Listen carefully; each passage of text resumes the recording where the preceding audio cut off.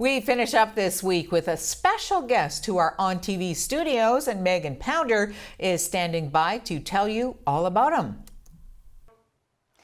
Thanks, Lou. I'm in the studio today with Jenny Cassidy. Jenny is a puppeteer for Somebody Loves You, Mr. Hatch, a performance presented by Over the Rainbow Children's Entertainment, taking place tomorrow, May 4th at 2 p.m. at the Sioux Community Theatre Center.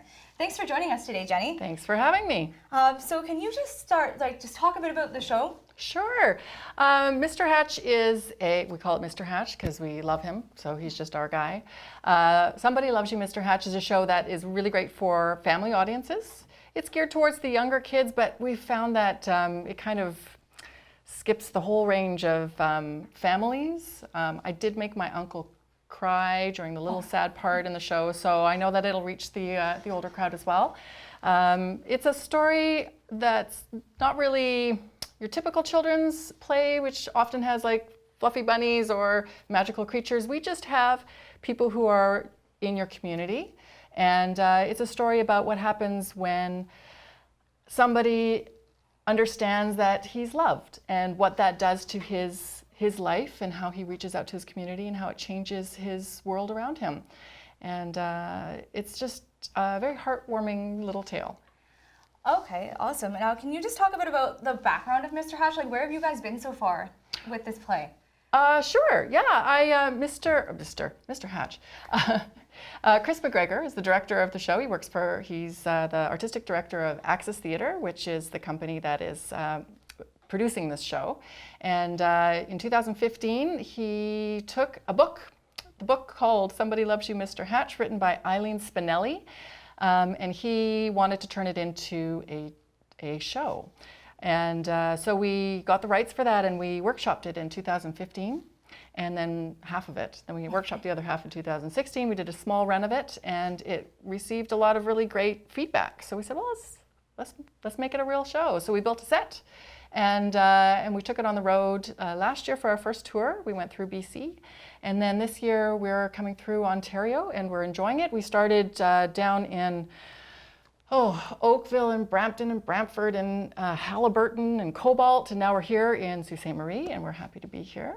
And yeah, that's sort of the story of how we got here. What about your involvement? Like, how did you get involved with Mr. Hatch?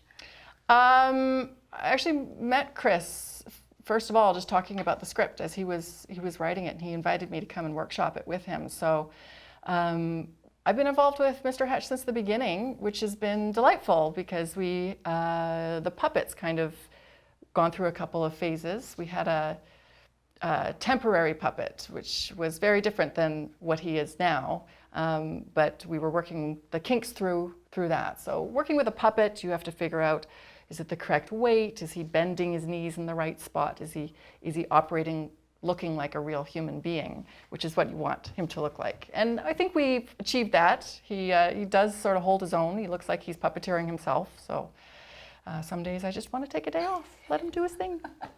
Now, have you puppeteered before, or is this your first time doing so? I have been puppeteering for quite a while. I started puppeteering when I was 19, and so I've been doing it for about 25 years. Don't do the math.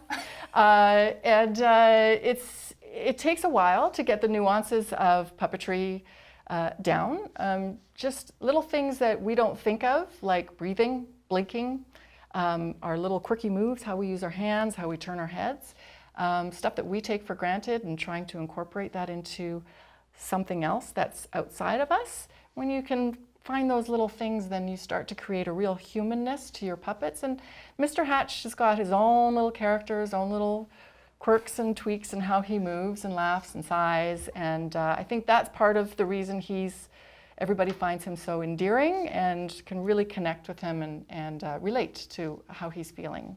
He has highs, he gets really happy, and he has some lows, and he gets very sad. And we find that we really have our audience with us when he has that journey. So all that being said, how do you prepare for a role like that as a puppeteer? As a puppeteer, well, I do have a lot under my belt already, so I'm quite comfortable working with them. But and in fact, this puppet, he's not too heavy, but I do have to hold him up. And luckily, I switch hands with him, so I'm not too built on one side I'm quite buff on both sides, luckily.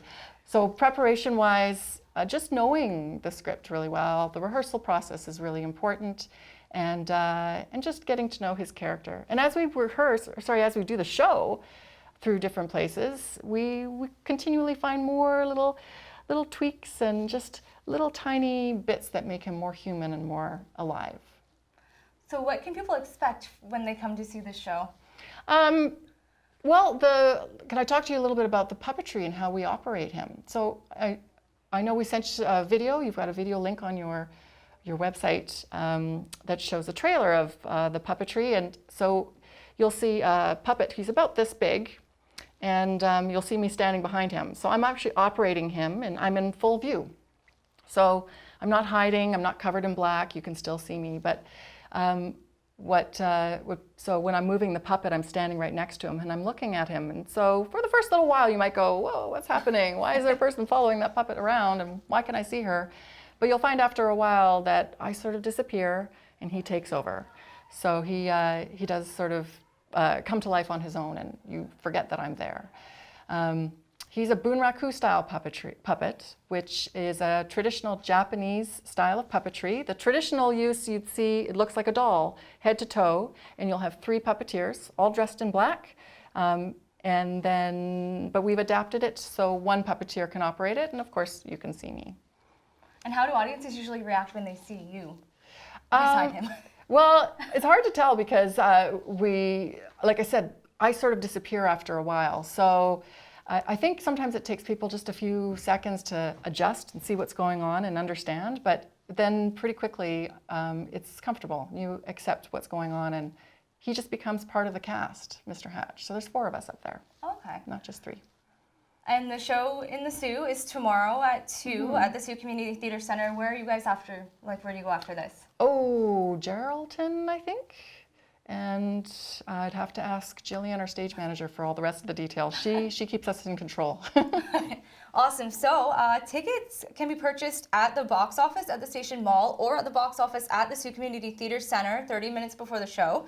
They are $15 per child or $18 per adult. And if you have any more questions for Jenny or for Mr. Hatch, they are doing a Q&A session after the play.